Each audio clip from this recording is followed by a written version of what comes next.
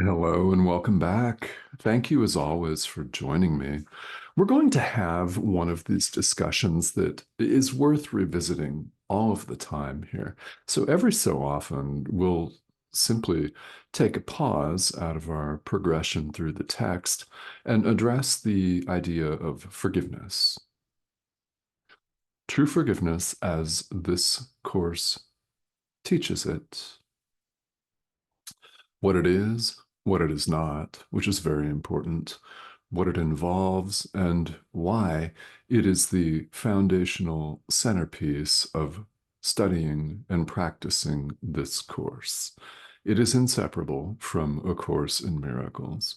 And you may be wondering why. If you're new to this material, I invite you to stick around. If you're just checking this course out and you're wondering maybe if this is something that you want to delve deeper into, well, this is what forgiveness is all about. We're going to talk about it today. And if you're a long-time student, what better time than right now? There is no other time. When else would you take a deeper dive? As advanced students, we're the ones that need to hear things over and over again too, because it might be today that that light comes on. I certainly never know when I hit the record button. I don't know.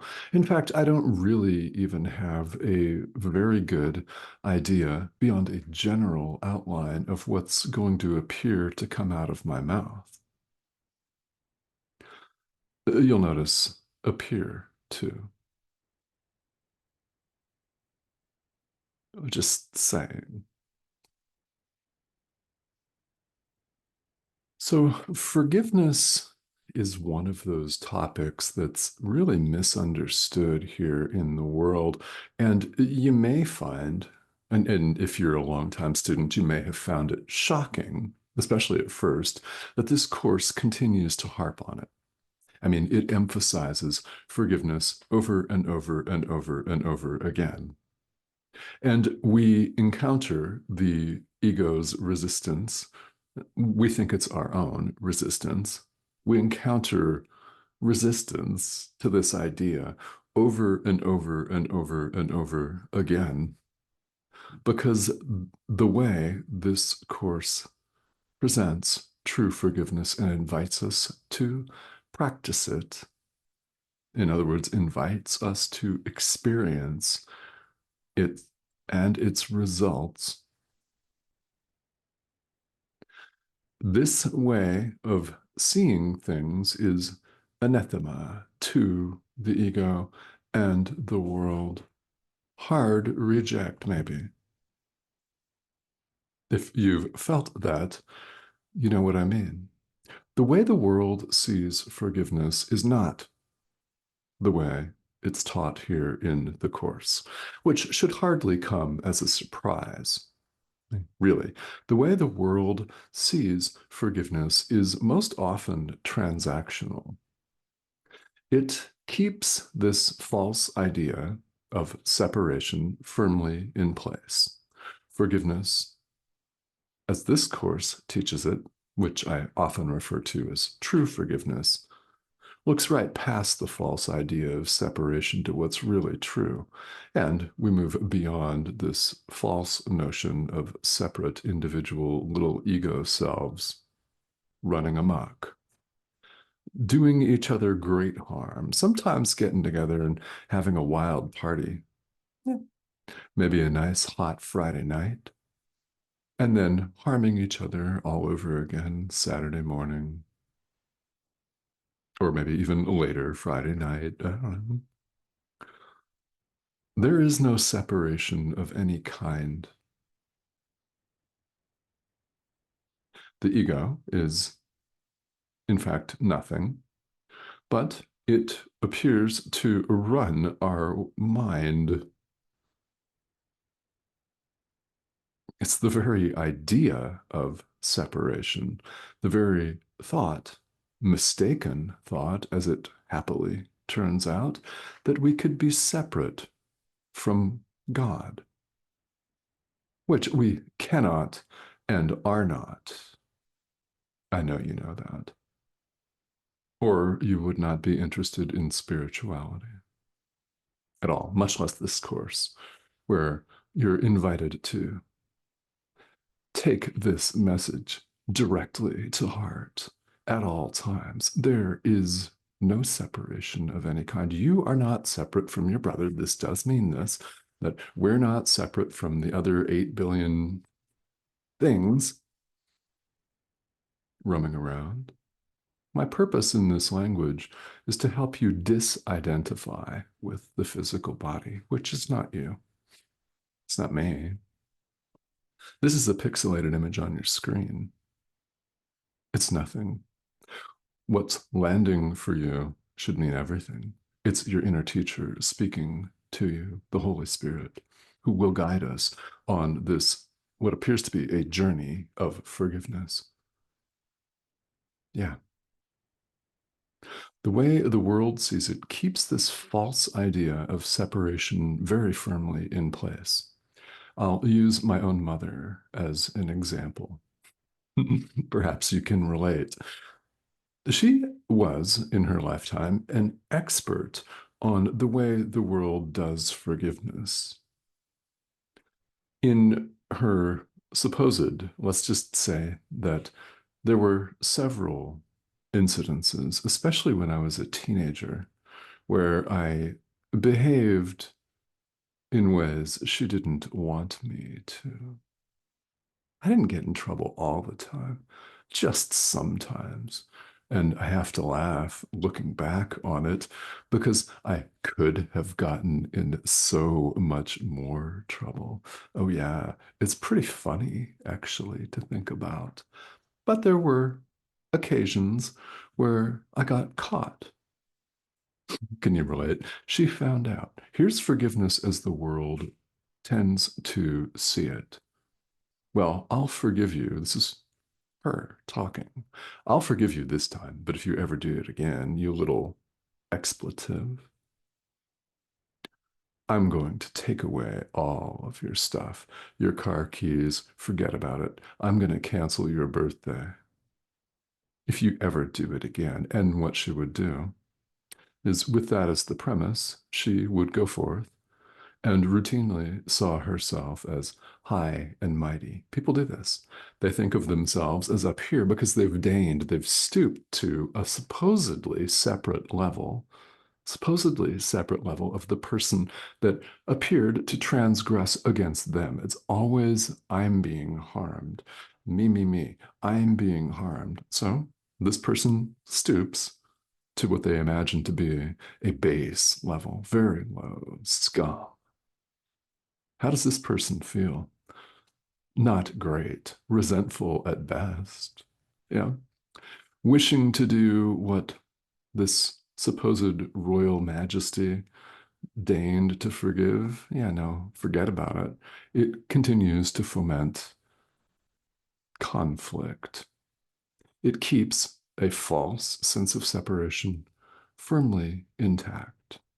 And this is all based on the supposed reality of the physical body and the supposed reality of our identity, how we identify ourselves as individuals. So our worldview, which we cling to our political views, we cling to our economic views, we cling to all of our social views, all of them nothing more than ideas. In other words, nothing. They're just inventions like our own reputation, our own MO in life, our own way of doing things. We cling to it. We define and defend personal territory. So forgiveness, as the world sees it, is just a temporary stooping of one supposedly separate party to the level, supposedly different level of another, deigning to forgive them and keeping a bitter sense of conflict firmly in place. In other words, keeping the separation in place. I'm high and mighty, you suck. Boom, separation. That's the most simple way of seeing that. There's no surprise here that the Holy Spirit would teach us something completely different. Ready to listen? Hope so.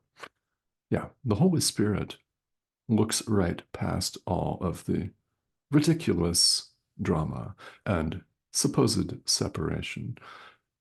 He doesn't see separation at all and looks right past it. Looks right past it to truth, looks right past it to the essence. The Holy Spirit doesn't see form as in separate bodies.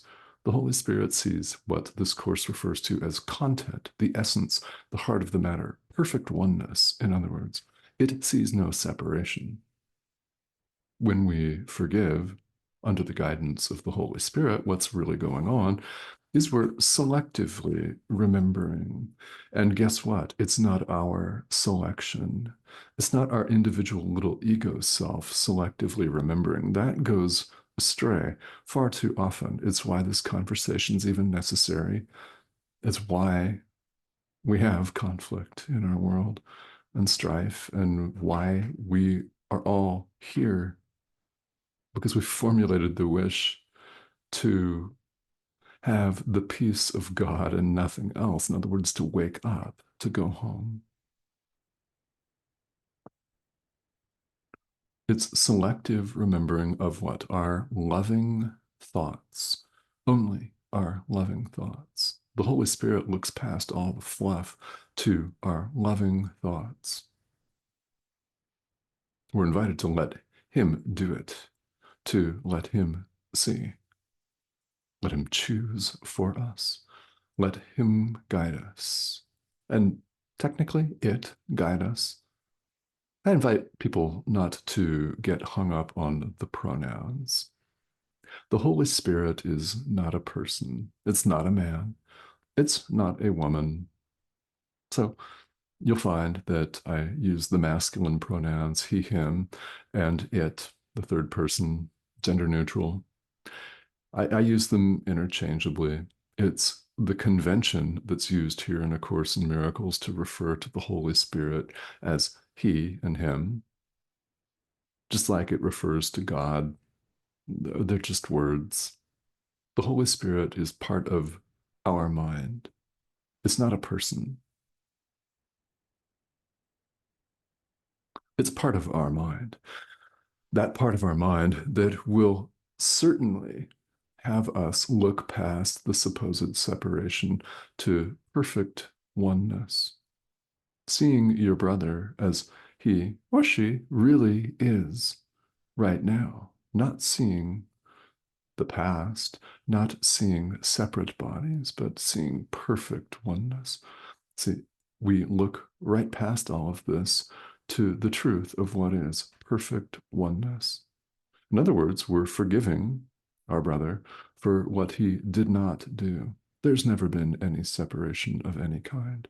It appears here on the surface of life that someone harms us or harms somebody, and we forgive them. We appear to be forgiving what we deem to be a tangible thing, but when we do it under the guidance of the Holy Spirit, we do, in fact, look past the surface to the heart of the matter.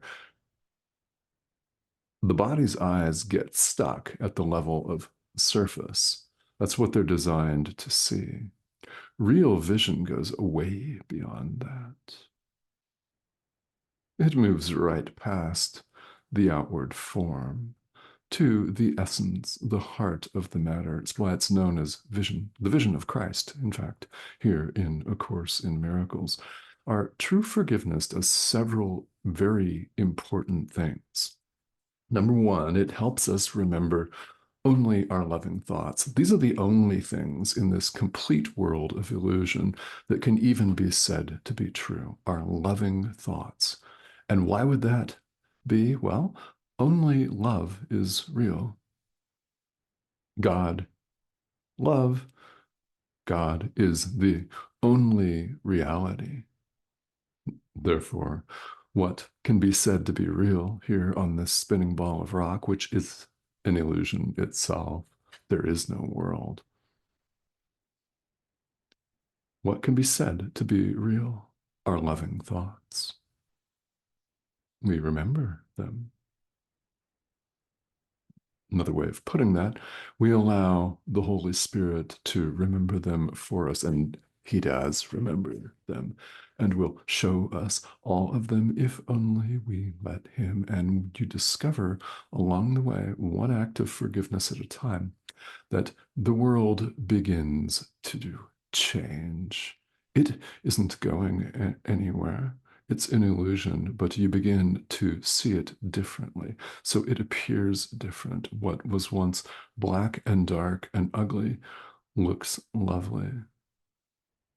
You feel differently about people, about events and situations. Things you'll find, if you do it often enough, you will find that things that once bothered you, say years ago, that would have really flown you into a fit of rage, the same thing could happen now after your practice of forgiveness, and you don't even think about it. It's nothing. Really. If you're ever having one of these days, which we all have on the path of thinking, man, this is not freaking working. What am I actually doing here? If you're having one of those days, that's a very, very handy thing to remember. And I mean, look at it this way. There is no linear time, but for the purposes of our staying on the path and moving forward, what we perceive as moving forward, in other words, becoming more loving, remembering more of our loving thoughts, it is very, very handy indeed if you're having one of these days to think about where you were when you began this practice. Where are you now? Even if it was just yesterday morning, are you more loving? Are you more accepting? Is your mind more open? Yeah. Are you more joyful? Are you more chill? Do things bother you the same way they used to? And when you answer, no, they really don't, boom, excellent, keep forgiving. It's working. It can't help but work if you really do it. I wish unequivocally to emphasize that point. If you really do it. It's how we learn, you know. That's why forgiveness is so central. We're replacing our backward and upside down vision, our backwards way of perceiving things, with the vision of Christ. We're replacing the thought system of the ego, separation, pain, and fear, with the thought system of the Holy Spirit, perfect oneness. We're learning to see things as they really are. Forgiveness is how we do it, one act of forgiveness at a time. So, what does this look like? Well, without a surprise, I'm sure, there's no set outline or formula. We want things here in the world handed to us on a silver platter. I mean, in fact, we would all love for the Holy Spirit to wave a magic wand and make it all disappear. No, we have to let him. We have to allow our inner teacher to direct our forgiveness. And then, lo and behold, we have to do the forgiveness work. There's no substitute for doing the work. It's how we learn. And why wouldn't it be that way? It would not be doing you any favors for the Holy Spirit to wave his hands like Yoda and make it all disappear. Take me away. Yeah, no. But you can take yourself away, in a manner of speaking. You don't really go anywhere. You can do this. Your inner teacher shows you how. Every moment of every day, there's no set formula for how to do forgiveness according to A Course in Miracles. So, all that I can tell you, a couple things. One, do it under the guidance of your inner teacher who will show you what to do. He will put words in your mouth. You actually don't have to say this at all out loud. It's all in the mind. He'll give you the language every time, if you let him. So, what I often do is, well, as often as I remember it, which is what we're all invited to do, is to recognize that anything that is not wholly 100% joyous, anything that is not complete and total joy, is in fact an opportunity for forgiveness. So if you're doing that verbal math, complete and total joy is our reality, the peace of God. So anything here in the world that is not that to us, that makes us angry or frustrated, if we catch ourselves judging somebody, which is common enough, right? Anything that's not wholly joyous is an opportunity for forgiveness. So what's going on is we appear to be forgiving something outside of us. It appears to us to be outside of us. Somebody else appears to be outside us. We're forgiving them in our mind. We don't have to call them. There's no email required. There's no 4 hour tear-jerking, heart-to-heart, face-to-face conversation. This is all done in the mind. The error of separation appears to have been made in the mind. That's where its correction belongs, in the mind. This course does not concern itself with manipulation of the world of form at all. It looks beyond form, after all. Remember, this is true forgiveness we're talking about. Will form change on the outside world? Often, yeah. That's not the point. The point is not to make yourself richer, though that could happen. The point is not to make yourself hotter and more attractive, though, yeah, that could happen. The purpose is not to increase the size of your bank account, though that could happen. I mean, think about it. Any number of things can happen here in this dream world when you become more forgiving. People will certainly be more kindly disposed towards you, won't they? Of course they will. However, none of this is the point. The point is changing your own mind, learning to see things as they are. So we appear to be forgiving somebody that appears to be outside us. So what I frequently do is forgive them. And something very important that I almost always include is to forgive myself for dreaming it. Yeah, forgive yourself. It's your dream. Forgive it. Forgive yourself for dreaming it. There is no separation of any kind. There never has been. Separation never occurred. We're all perfectly at home in God. Doesn't look like it when we're running around as this. So we forgive the dream. Forgive the ego. Yeah. Forgive this person. What they appeared to do, they actually did not. So I often include a statement of there is no separation of any kind. My brother is not separate from me. We're one. And I release the entire situation to the Holy Spirit and I join with the Holy Spirit in peace. You know? The verbiage looks different every time, but that's kind of the most common way that I'm instructed to do it. You may be instructed to do it differently, but what we're doing is we're learning to see with the Holy Spirit. We're letting our inner teacher look for us. Remember, he sees right past all the illusion. It doesn't even register because it's not true. So we do this over and over again. What will you find? Well, it's if you're newer to this and you're asking what's in it for me, that's a good question. Really, it is. What's in it for you?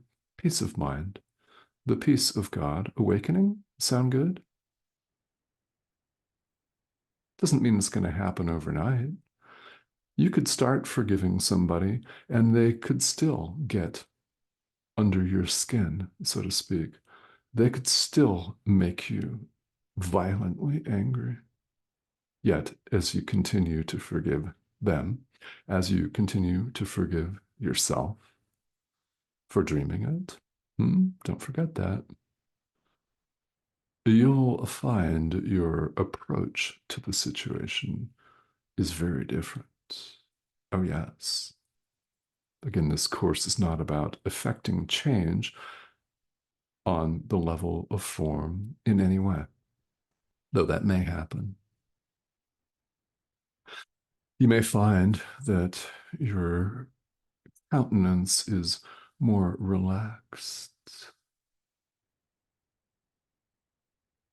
I'm just saying, I have. There's no way to know if this works unless you really put it into practice.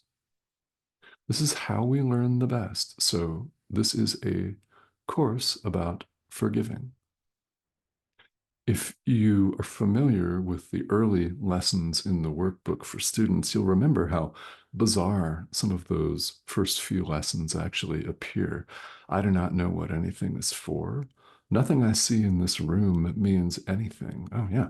Nothing I see on this screen means anything. This is a pixelated image on your screen. It's nothing. Nothing I see on this screen means anything. I do not know what anything is for. Well, actually, here's what it's for: forgiveness. That's the answer. It's for your forgiveness. Forgive the world. Once you begin to forgive things that you're called to forgive, and by the way, you don't have to forgive your ex on day one. If you're not ready, you're not ready. So what, right?